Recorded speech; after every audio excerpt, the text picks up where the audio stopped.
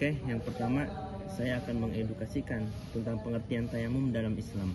Apa itu tayamum? Tayamum adalah cara bersuci dalam Islam sebagai pengganti wudhu atau menjadikan pengganti bagi mandi wajib dengan menggunakan debu yang suci ketika seseorang tidak bisa menggunakan air karena sebab-sebab tertentu.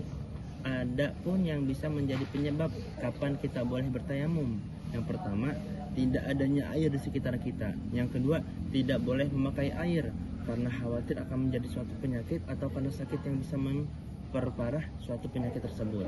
Yang ketiga, perjalanan jauh atau safar dan tidak mungkin untuk mencari air. Dan yang terakhir, waktu sholat hampir habis dan tidak sempat mencari air. Adapun dalil tayamum yang mengenai tentang diperbolehkannya tayamum. Falam tajidu fatayammamu sa'idan thayyiban, yang artinya jika kalian tidak mendapatkan air maka bertayamumlah dengan tanah yang baik atau suci. Surah Al-Maidah Al-Ayah. Adapun hadis tentang tayamum yang berbunyi qala Rasulullah sallallahu alaihi wasallam ju'ilas liyal ardu masjidan wa tahuran, yang artinya telah dijadikan bumi untukku sebagai masjid dan alat bersuci. Hadis riwayat Bukhari dan Muslim. Lalu bagaimana untuk tata cara tayamum? Yang pertama, ada niat dalam hati. Yang kedua, letakkan kedua tangan di atas debu dengan debu yang suci. Dan yang ketiga, mengusap wajah dengan kedua tangan. Dan yang keempat, letakkan tangan di debu lagi lalu usap kedua tangan hingga pergelangan. Yang perlu dipahami dan perlu kita diskusikan yang mengenai tentang tayamum adalah catatan penting. Tayamum hanya sah jika ada alasan syar'i untuk tidak menggunakan air. Yang kedua, jika air sudah tersedia atau sebab tayamum hilang, maka harus berwudu atau mandi kembali seperti biasa.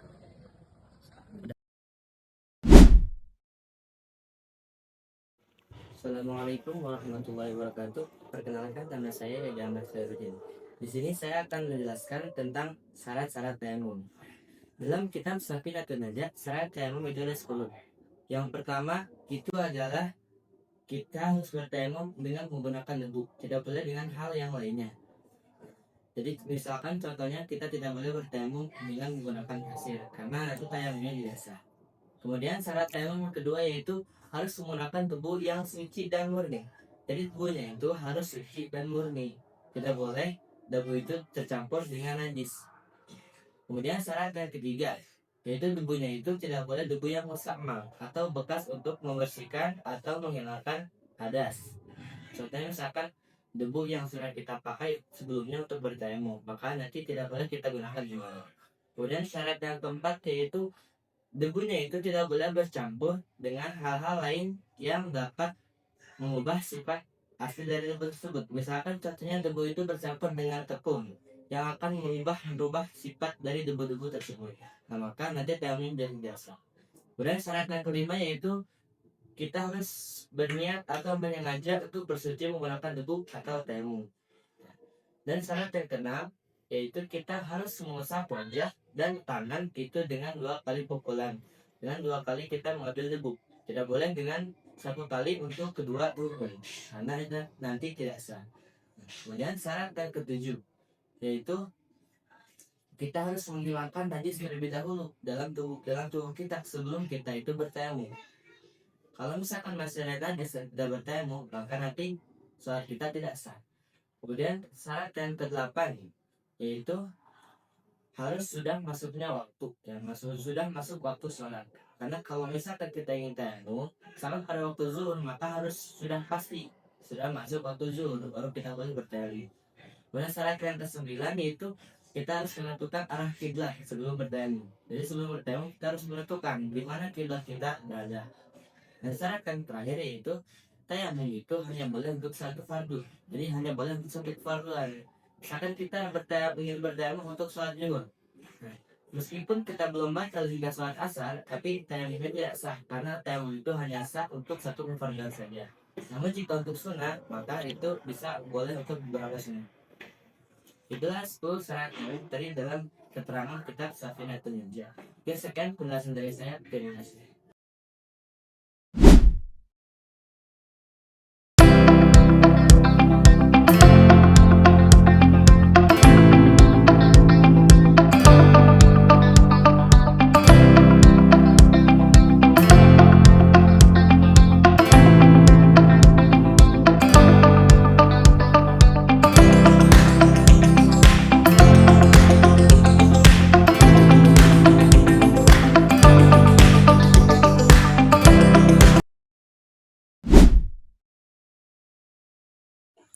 Bismillahirrahmanirrahim.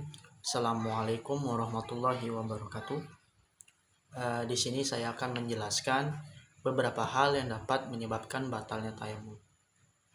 Adapun hal-hal yang dapat menyebabkan batalnya tayamum itu ada 3. Yang pertama adalah hal-hal yang dapat menyebabkan batalnya wudhu, seperti keluarnya sesuatu dari 2 lubang kubul atau dubur, atau menyentuh kulit baik laki-laki atau perempuan yang bukan mahram, yang sudah balik tanpa penghalang, dan menyentuh kemaluannya, baik itu punya sendiri atau punya orang lain tanpa penghalang.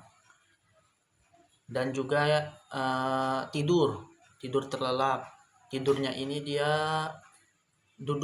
tidurnya ini tidak duduk, melainkan tidurnya itu tengkurap atau terlentang, dan lain-lain.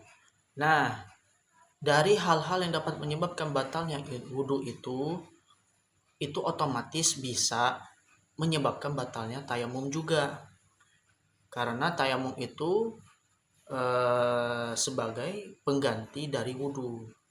Jika kalau misalnya ada permasalahan kayak sakit atau ketiadaan air, itu boleh kita bertayamum. Dan yang kedua adalah murtad. Murtad yang artinya keluar dari agama Islam.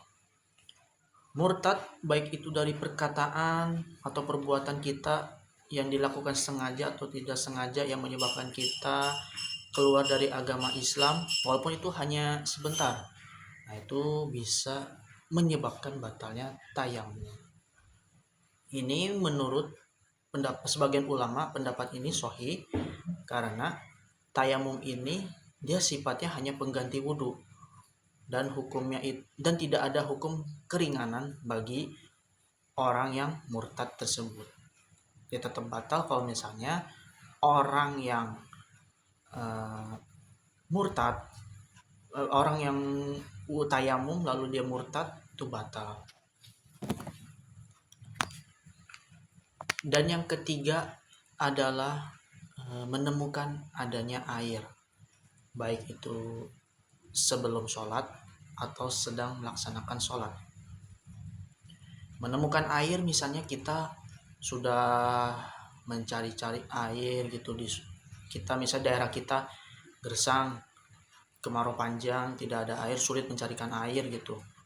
Kita udah nyari kemana-mana air, sulit untuk mencari air. Akhirnya kita untuk memutuskan tayamum. Itu boleh bertayamum kalau misalnya yakin, kalau misalnya di diri kita nih yakin gitu bahwa kita sulit untuk mencari air, itu boleh bertayamum. Kalau misalnya tiba-tiba ada berita gitu, misalnya dapat berita dari teman, di sana tuh di arah barat itu ada air gitu, tiba-tiba ada air. Lalu kita cek ke sana, benar kita nemu air. Nah, di situ setelah kita menemukan air itu tayamumnya batal. Lalu sebelum melaksanakan sholat, kita sudah bertayamum, lalu tiba-tiba yang tadinya daerah itu gersang, itu panas, tiba-tiba hujan deras. Nah, itu tayamumnya itu batal karena kita sudah menemukan air. Atau sedang melaksanakan sholat, kita sudah bertayamum lalu melaksanakan sholat, tiba-tiba gitu ya, sama hujan, kondisinya hujan deras hujan. Nah, di kondisi itu ulama ada yang mengatakan sholatnya itu boleh dilanjut sampai selesai, dan ada juga yang mengatakan sholatnya itu diulang demi untuk menyempurnakan sholatnya dengan berwudu. Nah, apakah tetap sah sholatnya? Tetap sah, dilanjut juga boleh. Sholat dengan bertayamum sampai selesai boleh dilanjut sholatnya, atau misalnya diulang juga boleh dengan niat untuk menyempurnakan sholatnya dengan berwudu. Tapi pendapat ulama yang paling utama itu ya diulang sholatnya. Kalau misalnya kita sudah menemukan air, sedang melaksanakan sholat, lalu menemukan air, itu boleh, paling utama itu diulang sholatnya, biar untuk menyempurnakan sholat kita. Terus misalnya kalau selesai melaksanakan sholat, lalu tiba-tiba kita menemukan adanya air gitu, apakah sah sholatnya? Tetap sah sholatnya, tidak usah diulang, melainkan tayamumnya itu batal. Untuk sholat selanjutnya itu kita tidak boleh tayamum karena ya kita sudah menemukan air itu. Tetap sah sholatnya, jangan diulang. Tayamum merupakan sebagai pengganti dari wudhu dan mandi wajib. Tayamum juga memiliki beberapa hikmah. Di antaranya adalah kemudahan dan keringanan kita dalam beribadah, terutama ketika air tidak tersedia, sulitnya untuk mencari air, dan kondisi sakit seperti sakit ya, kalau misalnya kita kena air nambah parah gitu sakitnya. Selain itu, tayamum juga mengajarkan bahwa rasa syukur atas nikmat Allah, serta mengingatkan kita sebagai manusia akan asal usul penciptanya itu dari tanah.